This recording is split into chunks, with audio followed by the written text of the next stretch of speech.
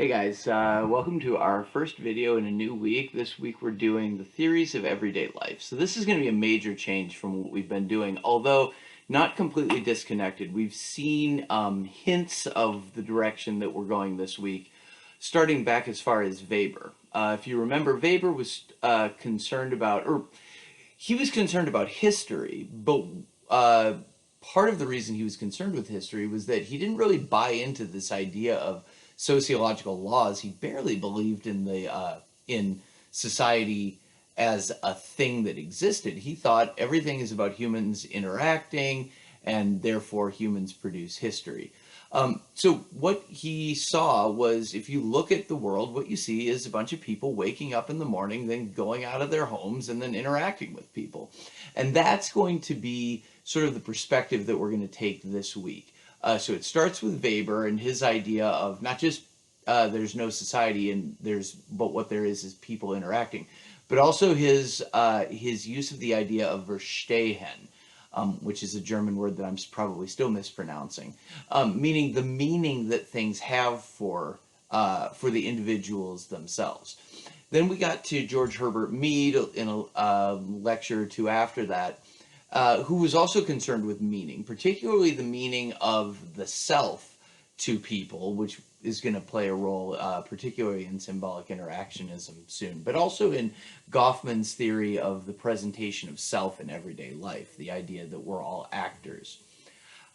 So we had Weber, we had Mead, and then we had Georg Simmel, who talked about the forms of interaction.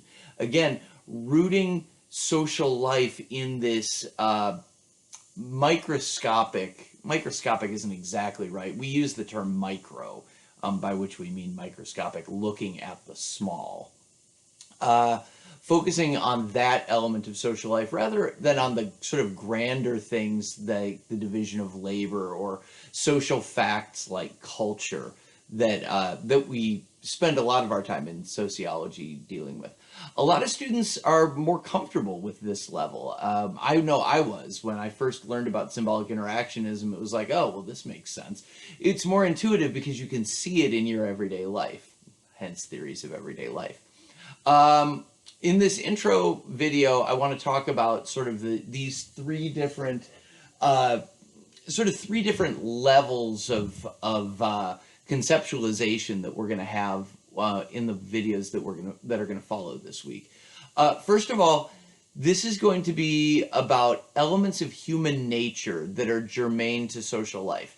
So in most of the theorists, they are going to stake out a very specific idea of this is not exactly what makes a person, but what makes a person an element of social life. So they're not going to focus on everything that makes up you or me, but they're going to say, out of all of the things that make up you or me, these particular aspects are crucial to understanding society.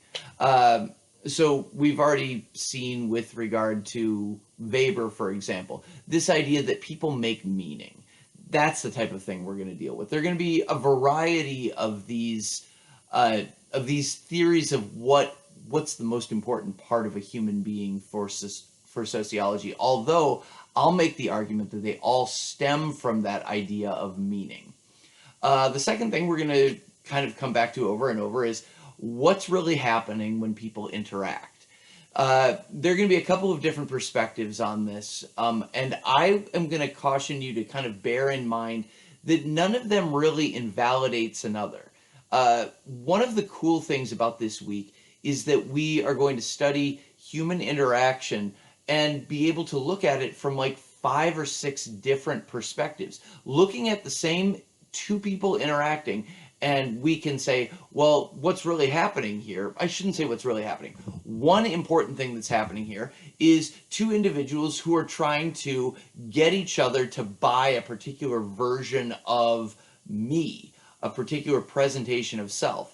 From another perspective, what we're going to see is two people who are going into a situation and rationally trying to get the most benefit for themselves out of that situation. So neither of those two things invalidates the other, but there's sort of different ways of looking at the same interaction. And then the third thing that we're going to see here that's going to vary a little bit based on the particular person. When we study dramaturgy with Irving Goffman, he's not going to have a whole lot to say about the micro-macro connection. When I say micro-macro, what I mean is the idea that those social facts that Durkheim talked about that exert influence over us, things like the bureaucracy, that those things are rooted in human interactions. Those are the things, as Weber talked about, that we can really see happening. Not everybody is going to have something to say about this micro-macro connection, but some of them will, and they'll be worth you considering. I personally, and this does not have to go for you, but I personally find that there's a little bit of, right now, a limitation in terms of sociology in how well we do this. It's a little bit like in physics, how there is the physics of the very, very small, the quantum level. And then there's the physics of the very, very big, sort of Einstein's relativity stuff. And if you don't know this stuff, that's like not a huge deal. Although it's super interesting, you should absolutely read a book about it. But the idea here is those two levels, physics has not been able to say this is a theory of everything that makes both of those work.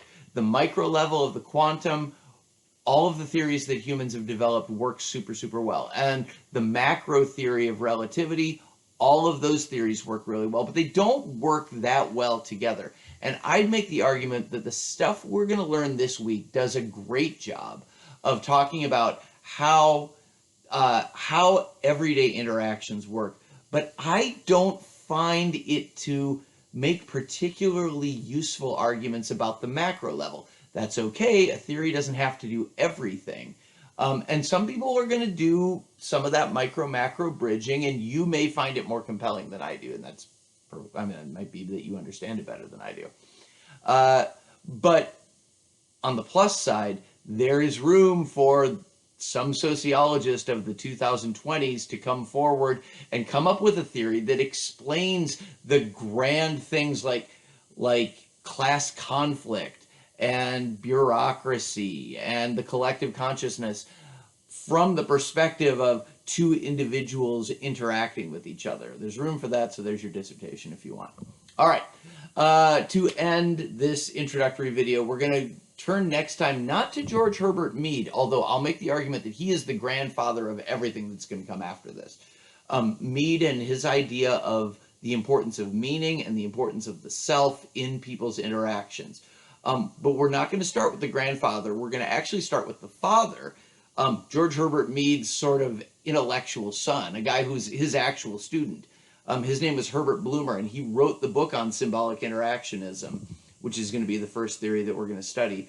And I mean that literally. He wrote a book called Symbolic Interactionism that was based on his furious note-taking in George Herbert Mead's classes at the University of Chicago, which, between you and me, Herbert Blumer had to squeeze in between professional football practices and games, because while he was a grad student at the University of Chicago, he also played professional football for, I think it was the Chicago Cardinals at the time, the same franchise that's now in Arizona. So never let it be said that multitasking doesn't work, I guess.